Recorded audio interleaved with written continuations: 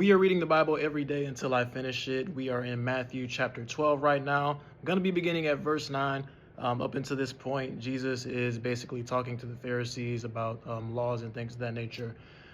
So this section starts. Moving on from there, he entered their synagogue. There he saw a man who had a shriveled hand, and in order to accuse him, they asked him, "Is it lawful to heal on the Sabbath?" He replied to them, "Who among you, if he had a sheep that fell into a pit on the Sabbath, wouldn't take hold of it and lift it out? A person is worth far more than a sheep, so it is lawful to do what is good on the Sabbath." Then he told the man, "Stretch out your hand." So he stretched it out, and it was restored, as good as the other. But the Pharisees went out and plotted against him how they might kill him. So Jesus is still talking to the Pharisees, right? And he goes into a synagogue and he sees a man that has a shriveled up hand or some type of ailment on one of his hands. And the Pharisees see him and they say, "Well, hold on. It's against the law to heal on the Sabbath. Is it lawful for you to be doing that?"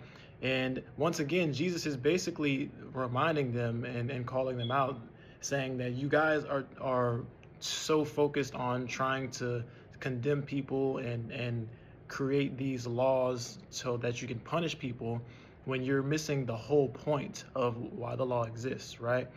The the law exists to help people, like to for a better good, right? And gives an example saying, if any of you had a sheep fall into a pit on the Sabbath day, wouldn't you want to get it out? Like basically, like use common sense. Like if someone needs help, I'm going to help them. That is why I'm here.